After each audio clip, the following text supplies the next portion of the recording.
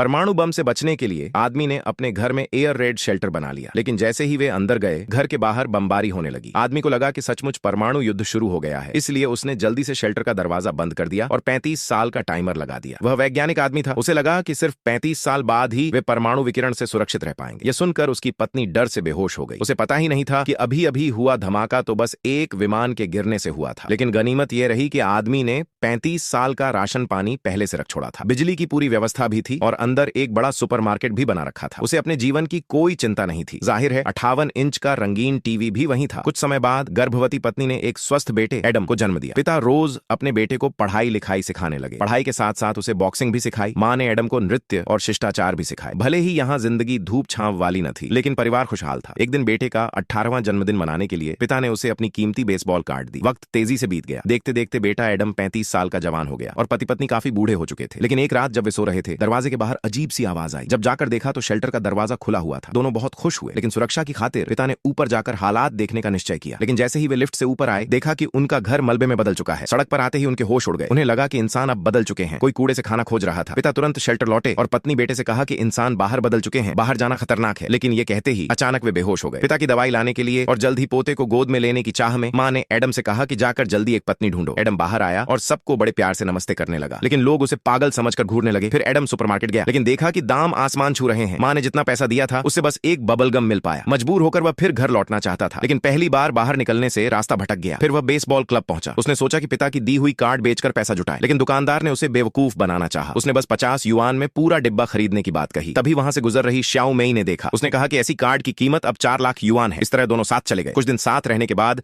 Adam को लगा कि श्याओ मेई बहुत नेकदिल है, इसलिए उसने कहा कि अगर वह उसके लिए पत्नी ढूंढ दे तो वह उसे एक बेसबॉल कार्ड दे देगा। फिर श्याओ मेई उसे नाइट क्लब ले गई। लेकिन 35 साल दुनिया से दूर रहने वाला एडम बेहद शालीन, मजाकिया और आकर्षक निकला। वह जल्दी ही एक लड़की पर पैदा हो गया। यह देखकर श्याओ मेई को गुस्सा आ गया। वह कार छोड़कर जाने लगी। एडम उसके पीछे भागा। उसे समझ नहीं आया उसने क्या गलत किया। दोनों के शांत होने पर एडम ने अपने मन की बात कही। श्याओ मेई को भी लगा कि वह एडम से प्यार करने लगी है, लेकिन एडम ने तुरंत कहा कि वह उसे भूमिगत ले जाकर बसाना चाहता है। यह सुनकर श्याओ मेई घबरा गई। उसे लगा एडम पागल है। उसने तुरंत मनोचिकित्सक से सलाह ली। डॉक्टर ने एडम को अपने क्लिनिक बुलाया, लेकिन एडम को लगा कि उसे जेल में डाला जा रहा है, इसीलिए वह गाड़ी लेकर भाग गया। इसे श्याओ मेई और हैरान हुई। उसने उस होटल में खोजबीन की जहां एडम ठहरा था। वहां उसे बेसबॉल कार्ड मिले, 35 साल पुराने सामान मिले और वे शेयर मिले जो एडम ने तब खरीदे थे। उसे समझ आया कि उसने एडम को गलत समझा। फिर वह अपने भाई के साथ एडम को खोजने निकल पड़ी। जब दोनों लौटने ही वाले थे, अचानक श्याओ मेई ने एडम को देखा। वह दौड़कर गई और दोनों गले लग गए। फिर एडम उसे शेल्टर में अपने माता पिता से मिलाने ले गया। अपने बेटे की सुंदर पत्नी को देखकर माँ बाप भी खुश हो गए। फिर एडम ने पुराने बेसबॉल कार्ड और 35 साल पुराने शेयर बेच दिए और देखते ही देखते वह अरबपति बन गया। उसने एक बड़ी जमीन खरीदी और अपने माता पिता के लिए वैसा ही घर बनवाया जैसा भूमिगत शेल्टर था। धूप देखकर माँ बहुत खुश हुई। एडम ने पिता को बताया